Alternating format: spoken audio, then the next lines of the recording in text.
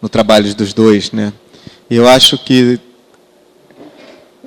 eu me lembrei da ponte, daquela singela passarela no projeto de renovação das bordas do Rio. E eu acho que nos dois trabalhos, enfim, tem uma... Eu acho que é uma questão muito importante da arquitetura dos arquitetos, de uma maneira geral, que é a questão da ponte, né? Seja a ponte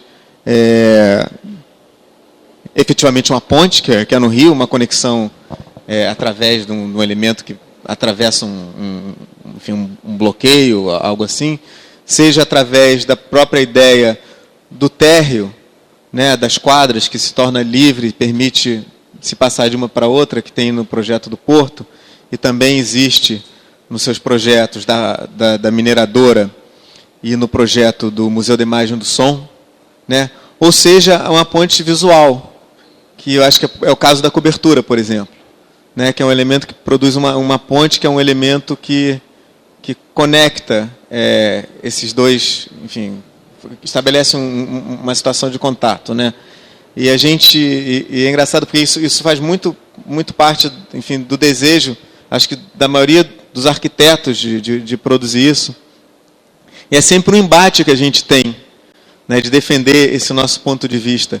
E é muito curioso porque, ao mesmo tempo, quando a gente pensa nessa ponte, no atravessamento da arquitetura, no atravessamento daquele espaço que você está trabalhando, de certa maneira a gente está resistindo a uma própria natureza da arquitetura, né? A natureza mais básica da arquitetura é produzir espaços em relação a outros espaços, né? Enfim, a cabana, né? Ela antes de mais nada, a primeira cabana, ela é uma proteção daquilo que está em volta, né? Então é interessante a gente pensar que a gente está sempre nesse diálogo, né? Do separar, do conectar, enfim. Bom, mas dito isso, a gente tem essa exposição aqui no primeiro andar do Juan Herreros, que é chamada Dialogue Architecture. E a ideia dele em fazer essa exposição partiu, enfim, do entendimento das diferentes camadas e dos diferentes saberes que cada projeto enfim, organiza, né?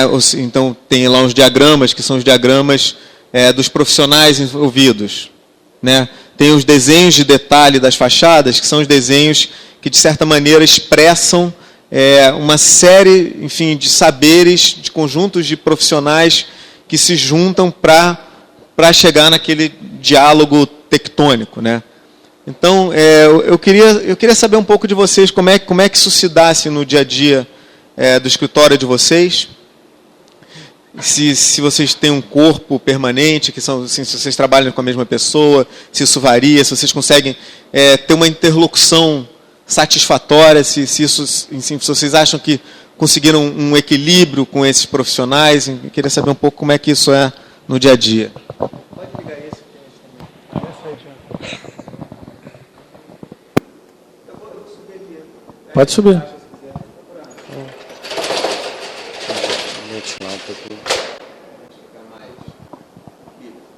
Quer falar, Dói? Eu acho, eu estava um pouco viajando, Pedro, na pergunta. Eu dei uma viajadinha, mas vou tentar. Mas, enfim, o escritório é todo dividido em equipes, né? Eu, na verdade, em todos os projetos, eu tenho um parceiro que é meu sócio no projeto, do começo ao fim. Desde quando a gente pega o projeto até o fim, que é um coordenador, que tem uma equipe que eu conto muito com essa equipe. Vários deles estão aqui. Por isso que eu digo que o projeto não é mesmo só meu. Então, essa equipe, ela se envolve do projeto do começo ao fim e ela defende o projeto de uma forma linda, assim, né? Os profissionais que a gente trabalha, enfim, hoje em dia a gente tem, eu acho que no escritório acontece 50 projetos ao mesmo tempo, né? Tem algumas equipes dessa. Então a gente consegue saber qual é o profissional que está trabalhando demais, que não está atendendo direito, então a gente busca outros e tudo, blá, blá, blá, blá. Então existe essa relação entre esses coordenadores para buscar né, Francisco? o fornecedor certo, né? É isso, Pedro.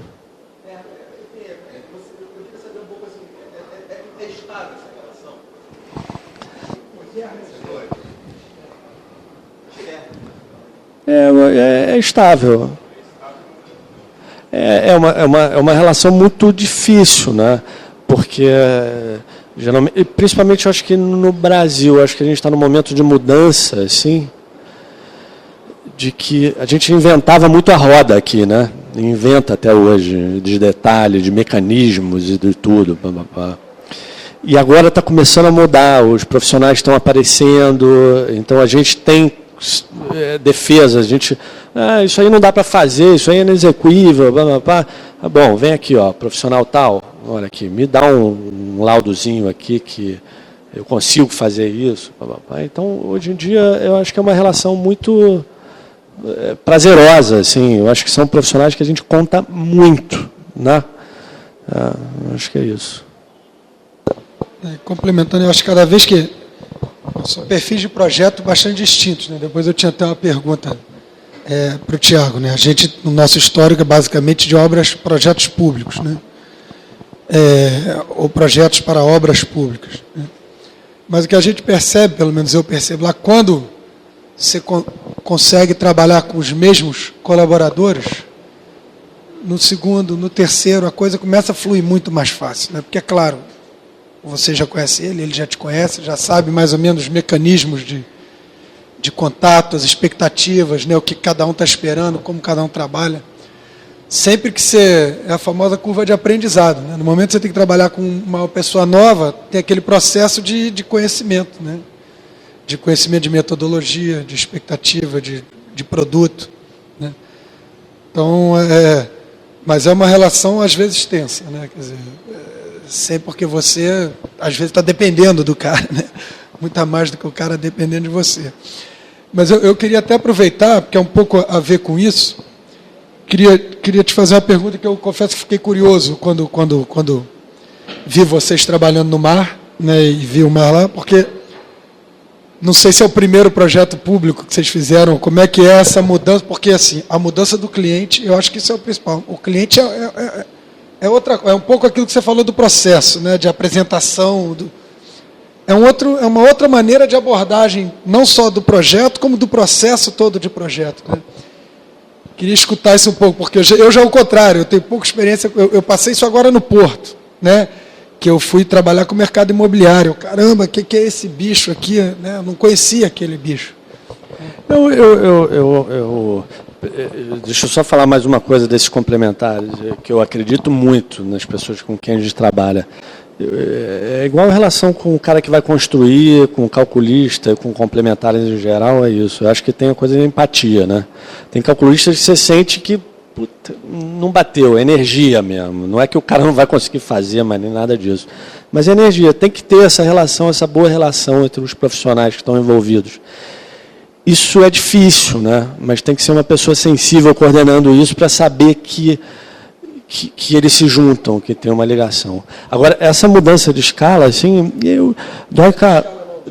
de cliente, pois cara, é a mesma coisa, cara. É a mesma coisa, porque tem um cliente, é como se fosse, que não é uma pessoa só, mas tem a mulher do cliente, que é a secretária, tem a não sei o quê, tem a prefeitura, é uma família, é igual uma família, é igual fazer uma casa, então é muito parecido o processo, né? Talvez seja um pouco mais complicado, mais reuniões, né? Enfim, na família tem sempre o papel do chefe, né? Mas no processo do museu também tinha um chefe, né? Então, eu acho que é muito parecido o processo. Eu acho que a dificuldade foi lidar... A gente olha essas casas enormes que a gente faz e tudo, parece que, nossa, dinheiro sobrando. Não, realmente são casas que o cara tem grana, né? Claro, está aqui. Mas existe uma limitação, existe uma expectativa dele e a limitação de grana. Ele olha, ele sabe que o escritório pode fazer aquilo, mas ele tem um limite. Não é que você pode fazer qualquer coisa. Então, E no museu a gente sofreu muito com isso, né? Com essas limitações, e principalmente aquilo que a gente estava falando aqui no começo. Hoje em dia, a gente, cara, não faz mais obra antes de terminar um executivo. O MAR não tinha executivo até o final, quer dizer, o executivo existia, mas o executivo foi se transformando de uma maneira absurda até o final. Então isso é muito desgastante para todos, quer dizer, o arquiteto não ganha dinheiro nenhum com isso, né? Porque, porra, tem que refazer desenho, refaz desenho, tem uma equipe dedicada a isso. Então, mas criou um marco, né? Eu acho que talvez seja o próprio sintoma, enfim, dessa nebulosidade do processo, enfim, dessa escala. Embora você fale que não tem muita diferença, talvez seja um reflexo dessa escala mais nebulosa, né? Não, mas eu falei muito pelo processo que a gente está vivendo no Rio, dessa emergência de obra, que ninguém, quase que parece que ninguém faz nada, assim, o pensamento está muito pequeno, assim. Então você cava o buraquinho ali, está tapando a parede ali num canto, e é inacreditável, né? Então, um projeto do museu é uma obra que foi rápida, né? Uma obra de 3 anos, 2 anos, é inacreditável. Você fazer projeto e obra junto, uma coisa meio estranha. Enfim, então, esse é o sofrimento. Eu acho que é a mesma coisa de um cliente que chega e fala que quer construir uma casa, e a gente faz um estudo, e o estudo aprovado, ele começa a cavar a fundação. A gente fica correndo atrás do rabo, né? Então o museu foi isso, a gente ficou correndo atrás do rabo, enfim, diariamente, era isso.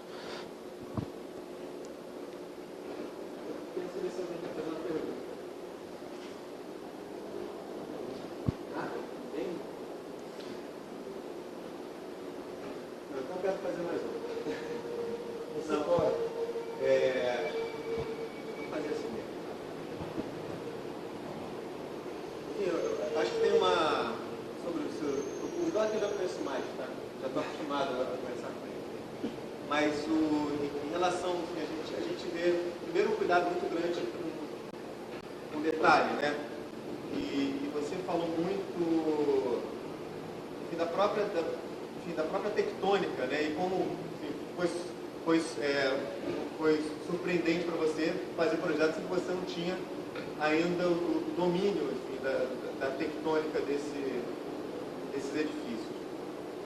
É engraçado, porque quando você falou da Casa Triângulo, a Casa Triângulo, eu não sei se é porque ela ainda também está muito na fase do estudo, mas ela me parece um linguajar um pouco diferente das demais casas.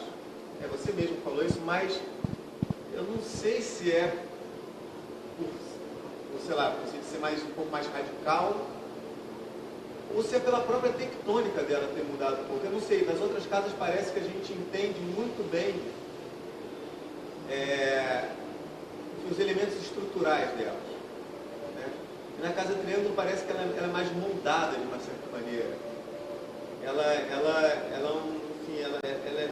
é mais esculpida do que montada. Não sei se é uma impressão equivocada ou se realmente pode-se dizer isso dela. Não, talvez as outras casas, ela tem o processo de criação é sempre, o projeto sempre em planta. Eu organizo o papel e é sempre em 2D. Né? Eu não trabalho com forma antes. E a Casa Triângulo foi feita igualzinha. Então, se você... É porque não tinha planta da Casa Triângulo, mas a planta da Casa Triângulo era muito organizada, muito simples, como as outras são. Eu acho que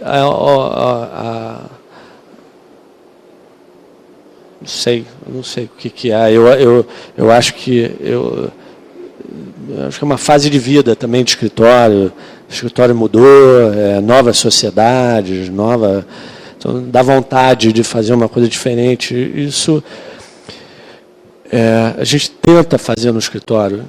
É muito fácil você repetir, né? Você continuar uma coisa que deu certo, igualzinha, papapá, mas é uma coisa que não me alimenta. Eu acho que não alimenta muito o escritório. Então, a gente tenta abstrair do que foi feito para fazer uma nova. E aquela foi uma ousadia, tipo, é quase que uma sacanagem que você faz com o cliente, sabe? Assim, se fudeu, contratou a gente, vai ter que... Aí mostra aquilo, aí o cara topa, você fala, opa, mas é isso. Você vai criando casca, assim, você vai, enfim... É uma maturidade isso. Então, o cliente confia já um pouco mais. Eu acho que isso é uma coisa de idade, né?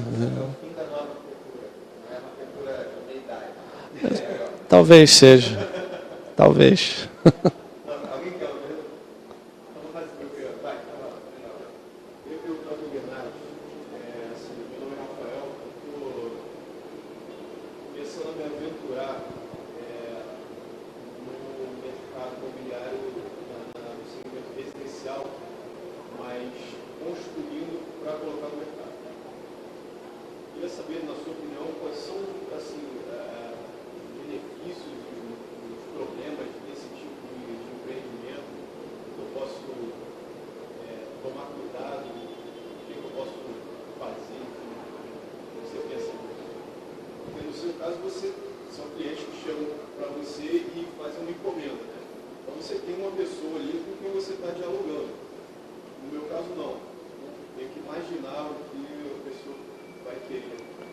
O que eu acho que acontece no mercado imobiliário, ontem eu conversei muito com um cara ligado ao mercado imobiliário aqui, é que assim, o que vende hoje em dia não é mais ATR, o que vendia nos anos 80, no Rio principalmente, ATE, né? Área total construída. O cara tem 80 metros quadrados com 5 suítes, não sei o quê. Enfim, eu acho que isso está acontecendo na arquitetura. Aqui, as pessoas estão começando a valorizar mais. Então, o cara não compra mais ATE, o cara compra a arquitetura. Eu acho que isso está começando a mudar no Rio de Janeiro. Então, em São Paulo, você vê já alguns gestos nessa coisa de mercado imobiliário, de uma arquitetura um pouco com uma ousadia. Não é ousadia para o cara gastar mais dinheiro, não. Às vezes até para ele economizar, mas ele vai ter menos ATE, mas ele vai ganhar com isso, porque ele vai ter uma arquitetura, então ele vai conseguir vender mais por isso. É essa a tua pergunta? Eu acho que é isso, eu acho que você não pode deixar de ousar, não adianta ir no limite, do limite, né, Doica? Eu acho que, não acredito que isso... Eu não acho que vende mais.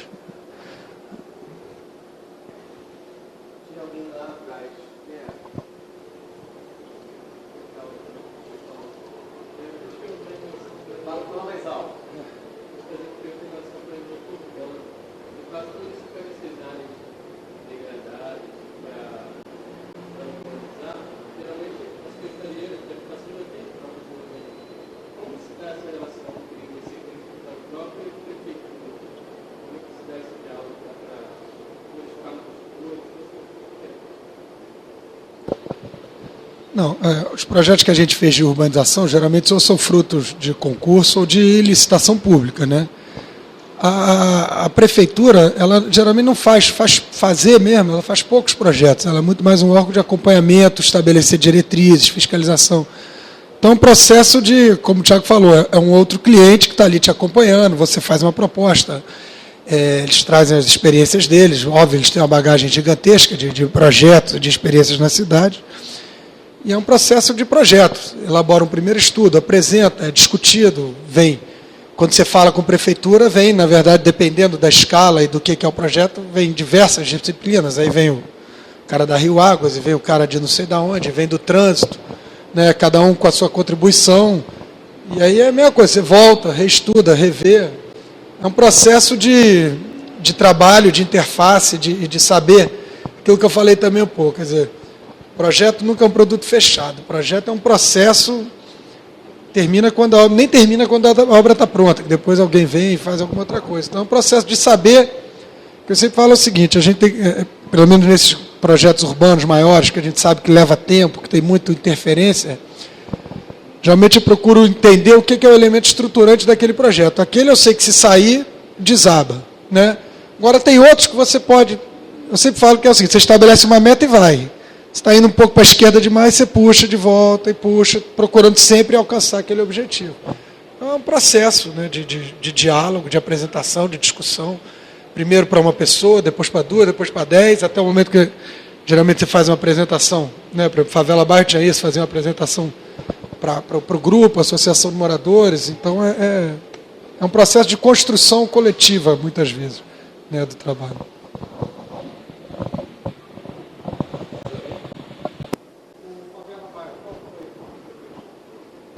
Eu fiz Favela Bairro Santo Amaro, Parque Alegria, Marechal Jardim, e aí são loteamentos Jardim Sepetiba, Sepetibinhas, que chama, para Sepetiba. O que é triste um pouco, assim, antes do concurso do Porto, nunca tive um escritório de 60, não sei nem se quero chegar lá, né? Mas que eu tive foi 18, já deu uma loucura, né? Mas antes do Porto, eu estava com o escritório com 3, 4 pessoas. Às vezes um desânimo muito grande, que participei de muitos projetos, por Rio Cidade, foi o nosso primeiro projeto. Projeto de 100 mil metros quadrados, logo o primeiro projeto de escritório, quando a gente ganhou o concurso, assinamos um contrato, eu falei, pô, Otávio, porra, ferrou, não sei nem como, né, fazer isso aqui. Né? Dedicamos, fizemos 100 metros quadrados para depois executar em 5 mil, né? Quer dizer, de um negócio gigantesco. Os Favela Bairro todos que a gente fez, um fez uma rua, outro fez uma praça, outro, um belo dia eu cheguei lá e falei, pô, mas não era isso aqui que era o meu projeto? Então, talvez no projeto público, não óbvio, um projeto como o maior problema é esse, quer dizer, não é o seu controle, mas saber que aquele teu projeto vai chegar, né, ao fim como você fez. Né? Essa é uma coisa que durante muito tempo, né, me chateou muito.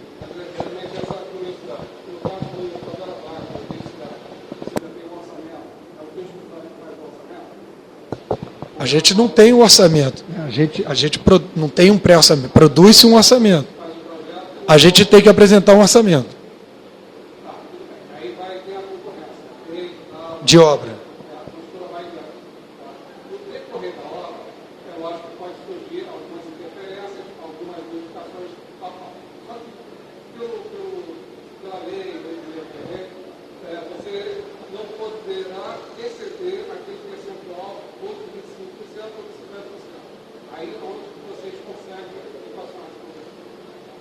Não. Primeiro, o grande problema da Lei 8666 é que você para no básico.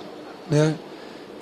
Então, para o Rio Cidade foi uma exceção maravilhosa. Apesar de que, infelizmente, quando a gente terminou o projeto, mudou o prefeito, a primeira coisa que o prefeito falou foi as obras. Né? Mas no Rio Cidade, o nosso contrato incluía acompanhamento de obra.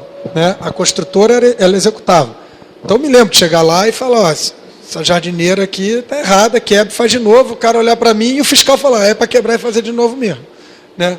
É óbvio que no momento em que, na verdade, você terminou no básico e o executivo já não está sob seu controle, então muitas vezes o que acontece é que o executivo ou não está sob seu controle, ou você não é mais contratado da prefeitura, você é contratado da construtora. Cria uma situação, é como se você botasse, você contrata seu próprio auditor, né? Quer dizer, porra, não está funcionando. Né? Mas de novo, é o processo de orçar, de reorçar, de achar mudança, de tentar trocar. Né? Não é um projeto simples, né? Uma coisa importante disso é o seguinte, o cliente privado, quando ele te contrata, ele te deseja. Ele te escolheu. Né? O público, o gestor, não é o quê? Porque aí tem o gestor do projeto público. Né? O gestor, muitas vezes, para o gestor é que você é um problema. Ele te vê como um problema. Por exemplo, eu imagino o projeto do Porto. Né? Os caras dizem, pô, a gente vai fazer desenvolvimento imobiliário. Esse cara aqui que ganhou o concurso e agora? O que o Pedro está... Acabou que o Porto virou privado, né? Mas o que o Pedro está falando, de fato, aconteceu. Quando a gente ganhou o concurso, na verdade, o grande dono do Porto todo é a Caixa Econômica, né? Porque ela comprou os CEPACs, então você hoje só constrói no Porto se a Caixa virar a tua sócia, praticamente. Então eu peguei, não sei se uma semana, um mês depois, peguei o avião, fui a São Paulo, fui lá conversar com os caras da Caixa. Sentei na mesa, os caras sentaram, eram 2 caras e uma moça, sentaram, aí eu peguei, abri, apresentei o projeto todo, não sei o que e tal, vendendo, e no final eu falei, não, está tudo ótimo, mas eu preciso fazer com você mesmo? Não sei, mas eu estou aqui exatamente para tentar te mostrar que o projeto é bom, que vale a pena. Né? Porque, no fim das contas, eu estava, cara, tu ganhou um concurso, mas eu não fui jurado, eu não fui convidado, isso aí caiu na minha mesa, eu não sei. Acabou que, como eu mostrei, mantivemos um pedaço lá, né? Grande, mas relativamente pequeno perto do todo. Né? Tomara que venham outras coisas. Mas é um processo que é isso, quer dizer, não é o cara que te escolhe, é uma licitação. Não deixa de ser, né? Porque é uma licitação, público e tal, mas... O Doica, e o projeto do Porto lá? Aquilo foi, vocês fizeram ou foi encomendado? Do PIA? Não, do PIA é o que eu falei. Nos encomendaram um estudo sobre o Masterplan como um todo. Entendi. Nesse estudo, a gente fez essa análise de apontar essa problemática que está acontecendo desse avanço corporativo, do abandono do residencial, por que isso está acontecendo e tal. E também que é o seguinte, o projeto do Porto, do jeito que está, ele não identifica nada, ele faz uma setorização lá de econômica. Né? E a gente procurou, nesse projeto, identificar potenciais de valorização de toda a área de atração. Então, um foi o pier, um outro foi, por exemplo, que a gente não falou, que é toda a frente da Presidente Vargas, de criar um grande hub de transporte de central, metrô, trem de alta velocidade, né, VLT, que aí já é na outra ponta. Então, o projeto do Porto ainda está em desenvolvimento, assim, quer dizer, o estudo dele todo, assim... Não, a gente não está no Porto. Não. Você está falando do Porto ou Pier? Pier e Porto. Não, porque o Porto a gente não tem nada a ver com o projeto. A gente foi contratado por uma empresa para fazer um estudo para entender como que podia se garantir, garantir não, mas no mínimo tentar se desenhar um sucesso para aquilo ali. Porque como que está acontecendo o Porto hoje? Se o empreendedor quiser te convidar para fazer, faz. Não existe nenhum tipo de diretriz de ocupação do território. E aí é um samba do crioulo doido, salve-se quem puder, cada um que quiser faz. Quer dizer, quem controla essa diretriz é a Caixa. Mas, pois é, e não vai ter? Esse teu estudo não vai acontecer? Não, eu acho que o nosso estudo, a gente teve a oportunidade de apresentar para o prefeito, outras pessoas falaram com o prefeito, e eu acho que, óbvio, não vou achar que fomos nós que convencemos o prefeito, mas certamente nós fomos um dos agentes que convenceu o prefeito de que, olha, se você não fizer nada, o Porto vai ser um fracasso porque não vai ter residência. Então, quer dizer, fomos nós, foi o Washington, foi não sei o quê, todo mundo buzinando no ouvido dele. Aí ele chegou e lançou essa proposta de lei falando, olha, eu preciso incentivar a residência. Né? Então, acho que aos poucos a Caixa já está entendendo, opa, eu preciso criar âncoras atrativas ou polos porque senão isso aqui, um cara vai botar um shopping center, ele bem entendeu, o outro vai botar um torre, e no final das contas vão ser partes isoladas que não conversam. E o Pier? O Pier surgiu disso, né? O Pier, aí, a partir desse estudo, nós, por vontade própria, fomos um pouco além, deu a sorte do Globo, né, comprar o bafafá e fazer aquela coisa, e parou a obra do Pier. A obra do Pier está cancelada. Eu achei o projeto espetacular. Exatamente. Assim. Então, a gente sabe que é um projeto, de novo, de bastidores ali, de formiguinha. Quer dizer, a primeira coisa, que era a principal, era o seguinte, parem as máquinas. E as máquinas pararam. Né? A gente já sabe que o Pier já chegou para perto de onde já está propondo, mas ainda continua em Y. Né? E aí vai, porque tem interesse, porque tem o Pier Mauá, e aí tem docas, tem área que já está, o limite da concessão do Pier Mauá termina antes da onde a gente quer colocar o Pier, então teria que ter um certo, né, levar para lá. Tem a questão de que aquela área entre o Canal do Mangue e o Cotovelo já tem uma concessão, não sei se é concessão ou sei lá, um aluguel para a Petrobras por conta do pré-sal. Então é todo um processo de... A primeira coisa conseguiu, parem as máquinas, parou. E já convenceu de que tem que andar para lá, porque o prefeito convenceu o Docas, que é o seguinte, olha, tudo bem, eu estou fazendo o Museu da Manhã, eu preciso pelo menos essa frente aqui onde está fazendo, porque o grande problema do Pier em Y, é o que eu falo, está se fazendo túnel que vai sair na altura do Armazém 8. Estava se colocando o Pier no meio do caminho, então ia se fazer um grande boulevard, com um túnel por baixo, ia ter aquela área toda ali alfandegada. Então, no mínimo, o prefeito falou, joga isso para o fim do boulevard, onde é a Via Expressa. Isso ele conseguiu convencer. Né? E aí é um passo depois do outro. Né? Tem uma questão do Porto que é importante. Ele tem um projeto econômico, como você falou. Né? Ele tem um projeto de colocação de alguns objetos relevantes e atrativos, icônicos, o mar, o Museu da Manhã, etc. Mas ele não tem um projeto de desenho de cidade como oportunidade de alavancar a novidade, de alavancar desejo, de alavancar investimentos, etc. e tal. E é isso um pouco que esse pensamento, qual a oportunidade que o PIA pode representar, além de simplesmente ser uma letra do alfabeto, né? O PIA não é só, não falei aqui, o PIA não é só uma coisa de desenho urbano, óbvio, tem toda a questão do desenho, mas é uma questão também econômica, financeira, aquilo ali gera negócio, uma cidade é feita de gerar negócio, né, gerar recurso. Então melhorar a possibilidade do turista, e aí é que está o grande negócio do que o turista faz hoje. Ele chega, sai do coisa, entra num táxi ou no ônibus e vai para Copacabana, né? Como é que você pode criar a condição de manter o turista ali, porra? Criar todo um microsistema ali dentro que gere vida própria, né? Recurso próprio. Agora, é triste ver essa coisa do imediatismo e que as coisas não têm... Né? O cara tinha uma oportunidade absurda, assim, e os pensamentos são muito pequenos, assim. É como se... Né? O Rio vai acabar em 2016, né? Porra. Mas qual é o prazo dessa obra? Falei, precisa perguntar, né? O prazo é sempre 2016. 2016, Acho que é isso, né? Queria agradecer a vocês. Foi ótimo. Obrigado.